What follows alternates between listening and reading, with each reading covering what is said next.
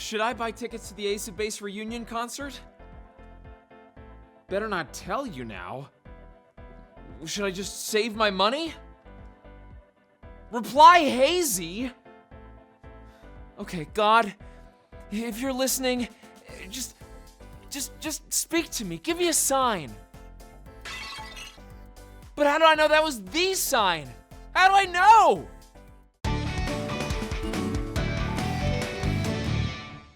Hi, I'm Kai. And I'm Libby. Welcome to Catholic Central. Have you ever been cruising along in life until suddenly you find yourself at a crossroads? More like life is a constant series of crossroads with infinite possibilities, and choosing one path is excluding all others, and there's no possible way to tell which path is the best one.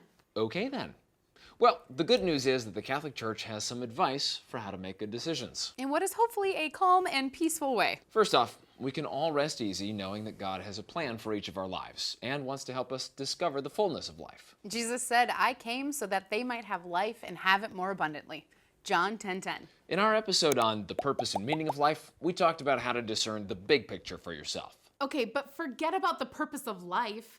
I've got my hands full making 10,000 tiny choices a day. I counted. Right. So how do you make those small everyday decisions? The first step is to determine whether all of your options are even morally good. God will never call us to do bad things, even if it's to achieve a good result. So while you could justify stealing your roommate's car in order to impress the love of your life, that's not what God's asking you to do. Assuming we've prayed about it and the options we're looking at are good, what's next? St. Ignatius of Loyola, the founder of the Jesuits, had a process called discernment of spirits. St. Ignatius believed that there were good and evil spirits trying to influence the choices we make. But even if you don't want to think about physical spirits buzzing around you, everyone has felt the feelings that he believed the spirits stir up. Those are the feelings of consolation and desolation. Consolation is a peace and moving closer to God. That feeling that you're on the right path. You feel like you are growing in good qualities like kindness, mercy, and hope. I feel so alive and so grateful to feel alive. Love is everywhere. Everything is connected. I'm free. And desolation is the opposite, moving away from God. You feel cut off from God's love, and you're growing in bad qualities like selfishness, doubt, or fear. Things are not okay. I'm in constant turmoil.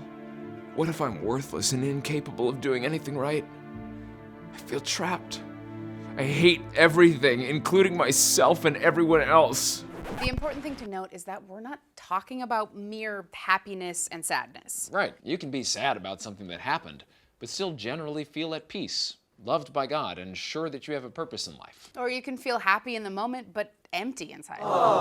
This is more about the feelings deep inside your soul. And unfortunately, it's not as simple as what feels good or bad. Sometimes the thing we need the most doesn't feel that great at the time, like work, exercise, or tattoo removal.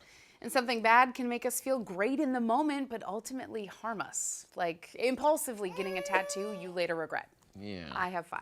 And then there are the expectations of others. While it's important to get advice from people we trust, it becomes a problem when we base our decisions on the fear of how our choices will be judged by others. Because frankly, sometimes God called the saints to do weird and scary things that didn't make any sense to the people around them. Right. Yet most of us choose to give more weight to what others want of us than what God wants. That's not even getting into our own selfish desires. Yes. A choice that you make because you think it'll lead to fame, riches, or being able to manipulate someone into falling in love with you is probably not the right one to make.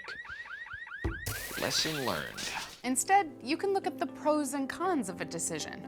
Ask yourself what the impact would be on you and those around you, whether it leads closer to God or farther away from Him, and what your motivation truly is. Meaning, is the choice coming from a place of truth and love, or selfishness, fear, or the desires of other people? Will making the choice be a step towards the person you would be if you were free from the things that hold you back and didn't care what other people thought? Picture yourself at the end of your life. How do you feel about the decision? Ace of Base. Ooh. Okay, that exercise doesn't work all the time. And keep in mind that maybe you don't have enough information yet to fully make a decision. It's okay to wait and see what God might be communicating about it. Okay, but what if something that seems unimportant starts a chain reaction and I end up homeless because I bought the wrong toothpaste? It sounds like you are wrestling with some anxiety. You think? Okay, once again, assuming your options are morally good, there really isn't any way to predict the outcome of a choice. That could be why Jesus tells us, do not worry about tomorrow. Worrying about the future makes it harder to hear God speaking to us in the here and now. God calls us to live and move and have our being in the present moment, and won't ask us to choose based on hypothetical circumstances that might not even happen anyway. But then what about after you make a decision and you still don't know and you're left wondering forever if you did the right thing? First of all, let's all take a deep breath.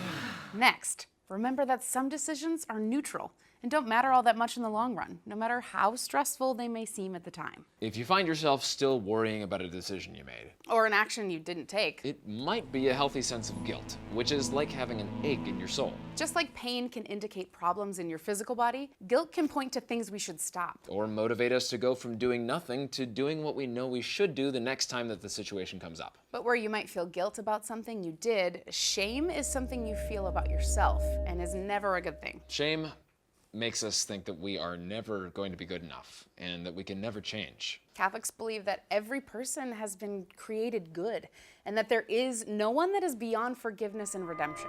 So, even if you mess up, God's love, forgiveness, and mercy are always there for you. And each mistake is an opportunity to learn and grow. And I don't know about you, but I'm feeling a lot of peace about ending this episode.